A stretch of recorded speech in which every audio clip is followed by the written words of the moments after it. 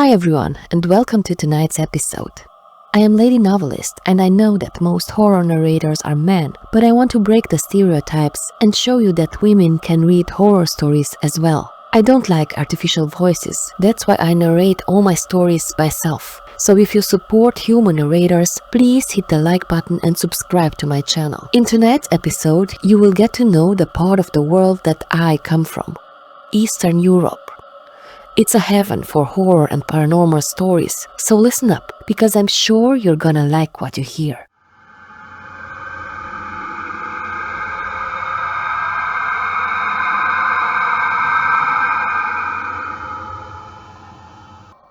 The first thing you need to understand is that the devil doesn't come with horns and hooves.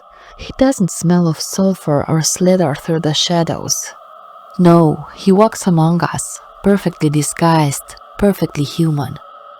I learned this one cold autumn night in my hometown Timisoara in Romania. They say vampires, werewolves and devils have their origins here in Romania, the land Dracula himself called his home. But yeah, these are just legends.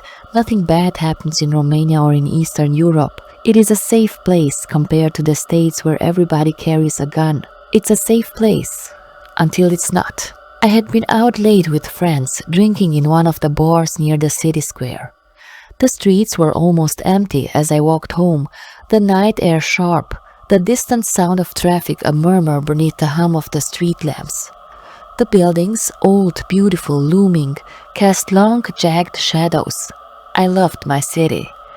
That's when I saw him. He stood beneath a flickering light, dressed in a black coat too thin for the weather. He smiled as I approached, his teeth unnaturally wide. Something about him made my stomach clench, but I kept walking, my footsteps quickening. "Excuse me," he said in a voice as smooth as velvet. "You look like someone who enjoys a good story." I ignored him, but he fell into step beside me. "Have you heard the one about the girl who walked alone at night and met something she shouldn't have?" My throat tightened. I glanced at him. His eyes, God, his eyes, they weren't right. Too black, too deep, as if they held something behind them, something writhing.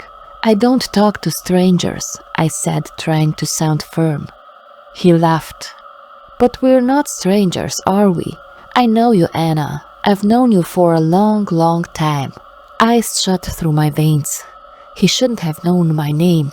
I hadn't told him. I turned sharply into an alley, hoping to shake him, but when I glanced back, he was still there, standing at the entrance, watching, smiling. I ran through the twisting streets, my breath coming in ragged gasps, my heartbeat pounding in my ears. I didn't stop until I reached my apartment building, fumbling with the keys, slamming the door behind me. For a long moment, I just stood there, my body trembling. Then the lights flickered, and I heard the whisper, "See you soon, Anna." Since that night, I've seen him everywhere. In reflections, in crowds, in my dreams. The devil in disguise. And I know deep in my bones that he's waiting.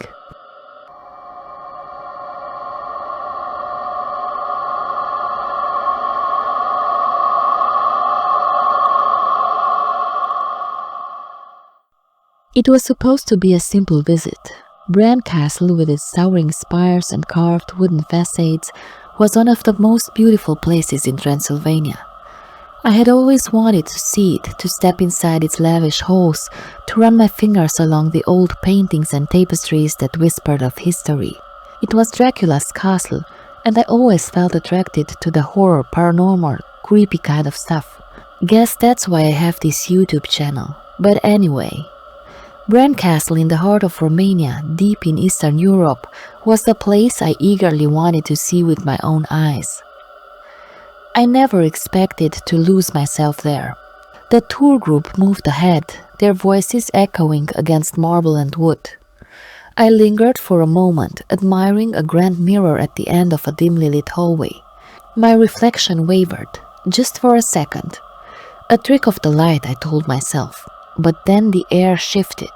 The hallway behind me was gone. Panic clawed at my throat. I turned in circles trying to find my way back, but the corridors had changed. The walls stretched impossibly long, the ceilings loomed higher. I walked, my footsteps swallowed by the silence. Then I heard it, a slow creak, a door slightly ajar. I shouldn't have looked inside. The room beyond was not part of the castle I had entered. The walls were damp stone, the air thick with rot, and in the far corner something moved. A figure, too thin, its limbs too long, its fingers scratching against the floor. It turned. Its face was wrong, a mask of human features, but shifting, changing, as if it hadn't quite decided what to be. Its mouth opened, but no sound came.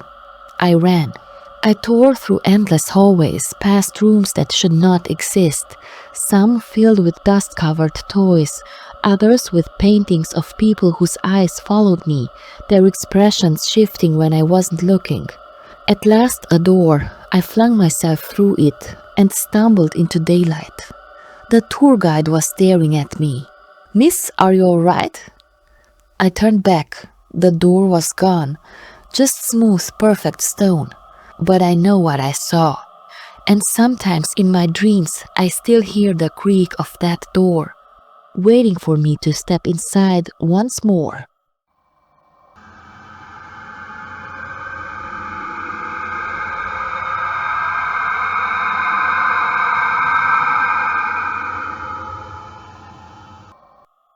I was 11 the summer we lost my friend Kat.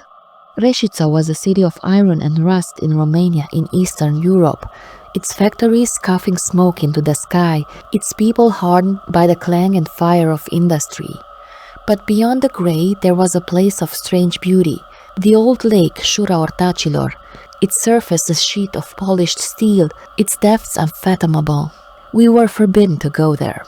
Our parents spoke in hushed tones about it, warning us of the lake's pull, of the way it devoured things, machines, animals, even people.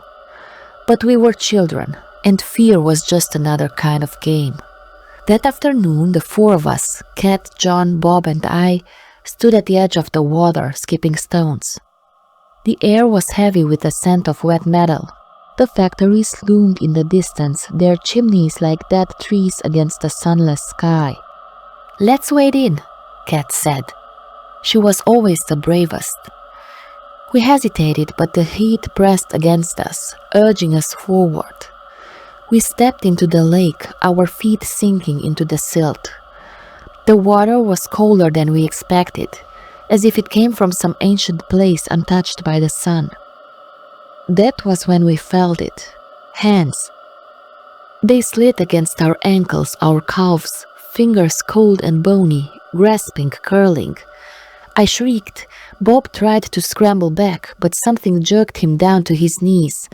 John swore and thrashed, his eyes wide with panic. Kat laughed. "It's just fish," she said. But then her face changed. The laughter died. Her mouth opened, a silent scream forming on her lips as something pulled her under. We saw her hands claw at the water, saw her body twist violently before she was gone. Just gone. The lake smoothed itself out as if she had never been there at all. We ran until our lungs burned, until we collapsed onto the pavement, shaking, crying, unable to speak. When we returned with our parents, the lake was still, the reeds whispering secrets to one another in the wind.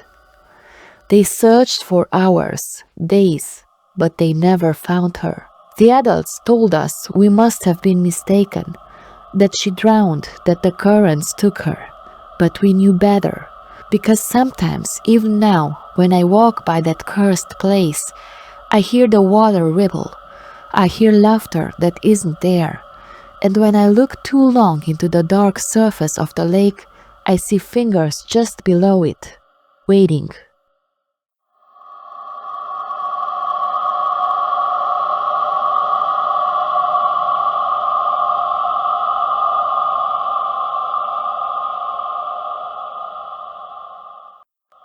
Dear friends, tonight's episode has come to an end.